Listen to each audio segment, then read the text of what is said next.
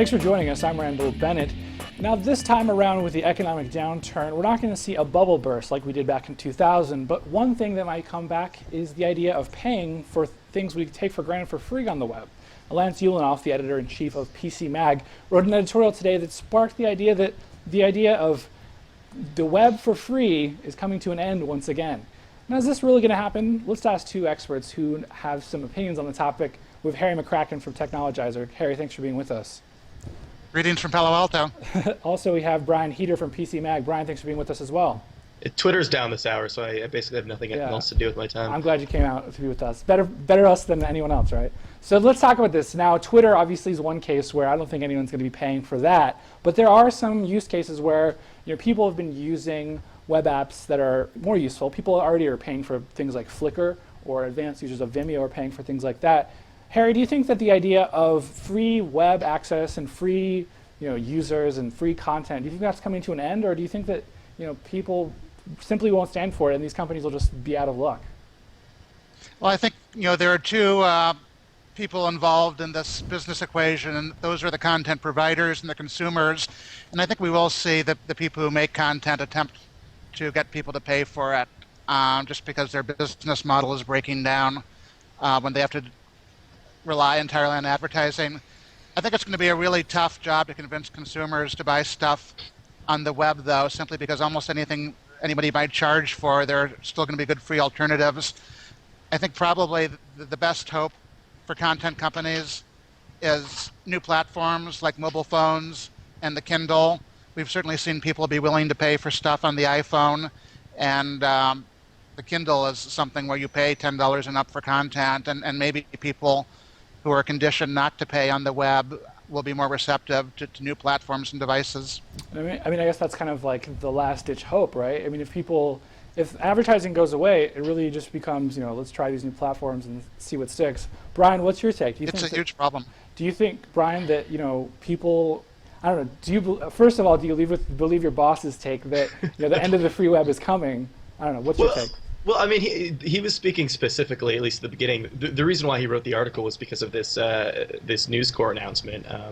Late last week, the Wall Street Journal came out and said that they were going to be introducing a micropayment plan, which basically, as opposed to the subscription-based service that they've been doing all along, would charge people a small increment of money to look at stories. I think that can work, but in the case of the Wall Street Journal, I think the only way that will work is if they sort of can provide some sort of exclusive content, if they can get scoops and things like that. There are certain things that the Wall Street Journal can still do that your average two-person blog necessarily can't bring to you. Yeah, I mean, definitely. I can't imagine charging for TechVi personally. I'm not sure, Harry, what your take is on Technologizer, but I just can't justify only relying on subscription revenue, because I'm not the Wall Street Journal. The Wall Street Journal has a very business-focused audience who kind of hold on to their every word, whereas, I'm begging people to come check this out. I know, Harry, as a small blog runner, do you see subscriptions as something realistic for someone in our situation? I think it's going to be a long time before people are willing to pay for the sort of stuff we do. I mean, stuff that is absolutely unique, people will pay for. Consumer Reports is the other good example of something that people do pay for, and that's because that's one of the few places where you'll find reviews of refrigerators or air conditioners. Yeah. But once people are used to getting something for free, telling them that they're going to have to pay for it from now on is a proposition that's awfully tough to make stick. Yeah, I mean, I kind of hope that maybe someone would develop a donationware model, kind of like NPR, where you're saying, help us with our pledge drive. We need to get some money to keep the lights on. But I don't know. We'll see what happens. Guys, let's switch gears for a second and talk Apple. So obviously, you can't pay enough money to see Steve Jobs return. He will not be coming back to the Worldwide Developers Conference in June, as many had speculated previously. Instead, the press conference will be highlighted by Phil Schiller, the Senior Vice President of Worldwide Marketing for Apple. Now, a lot of people are saying that this isn't a huge deal. Some people still would rather see Steve Jobs at the helm. Brian, what's your take? Do you think that is Steve Jobs crucial to be at this press conference, or are people still kind of like we'll take whatever? I mean, I wouldn't count him out completely yet. We're also hoping for that famous Apple one more thing at the end of the conference. They didn't say he's definitely not showing up. They just said that he won't be giving the keynote. I do think, however, that he is still a huge asset to the company. And and they have kind of been hiding what's been going on with him, specifically in terms of his health problems, for fear that that their stock will plummet if anyone finds anything out. I think he absolutely is a giant asset, not only because of what he brings in terms of the technology to the company, because that's a lot of people are involved in that, but he's really the figurehead, and people get as excited to see him as they do the new iPhone. Yeah. I mean, Harry, he's not going to show up for the whole thing, at least, with his black turtleneck, his Levi's, and his specific sneakers. But behind the scenes, he's still involved. People are saying that he's still making decisions. He's not traveling all over the world micromanaging manufacturing, say, for example. But he is still heavily involved in decisions.